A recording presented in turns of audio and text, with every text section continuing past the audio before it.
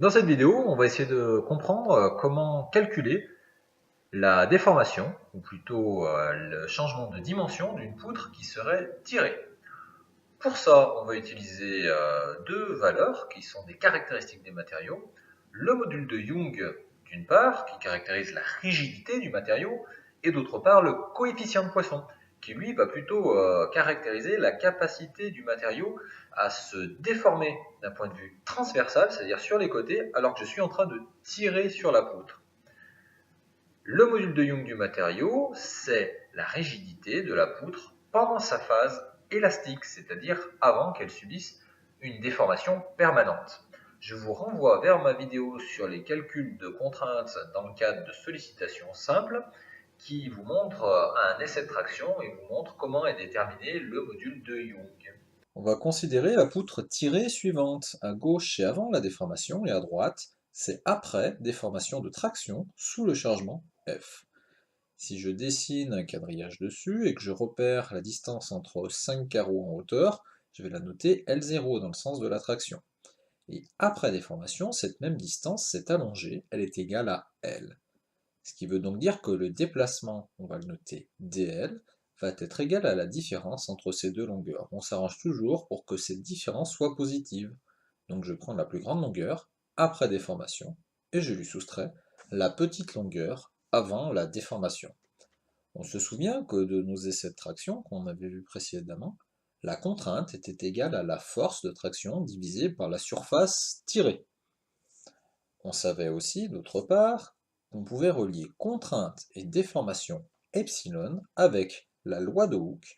Sigma, la contrainte, est égale à epsilon, la déformation, multipliée par E, le module de Young. Cette loi était valable dans le domaine élastique linéaire, c'est-à-dire avant qu'il y ait une déformation permanente.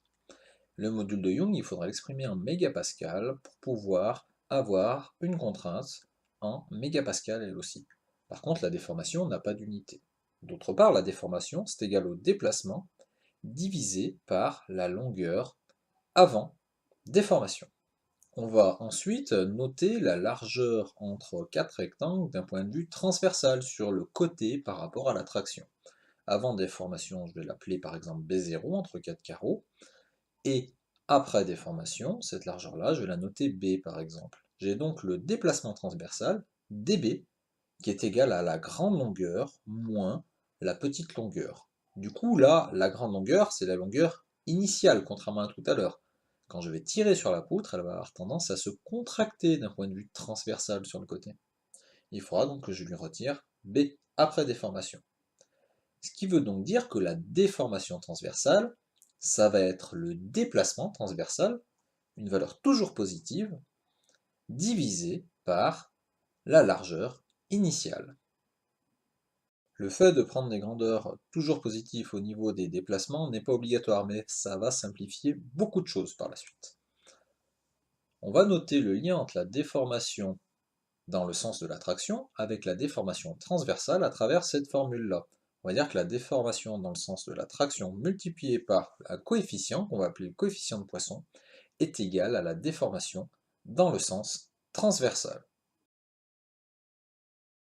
On va appliquer ça maintenant pour essayer de voir de quoi il en retourne. Soit le cas suivant, on va avoir les grandeurs de la poutre ici, et nos questions, c'est trouver la longueur et la largeur après chargement de la poutre de 1000 Newton. Première chose à faire, calculer la contrainte dans le matériau. Sigma est égal à F, 1000 Newton, divisé par la surface 100 mm², ce qui me fait donc une contrainte de 10 mégapascales. Ensuite, grâce à cette contrainte et au module de Young du matériau, on va utiliser la loi de Hooke. Sigma est égal à E epsilon, qu'on va un petit peu manipuler pour pouvoir trouver la déformation longitudinale, c'est-à-dire dans le sens de la traction. Cette déformation va être une valeur qui est très très faible. Ensuite, on va utiliser la déformation ainsi trouvée pour pouvoir calculer l'allongement de la poutre, dl.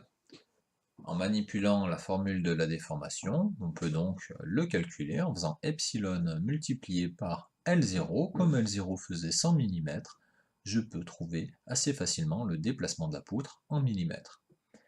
Je vais maintenant calculer la longueur après déformation L. Pour faire ça, je vais prendre la longueur initiale et réfléchir à savoir si la poutre se comprime ou se tire.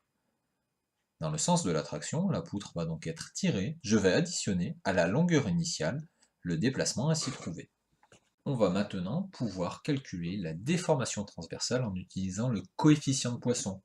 Tout à l'heure, j'avais noté que la déformation transversale était égale à la déformation longitudinale, c'est-à-dire dans le sens de la traction, multipliée par le coefficient de Poisson.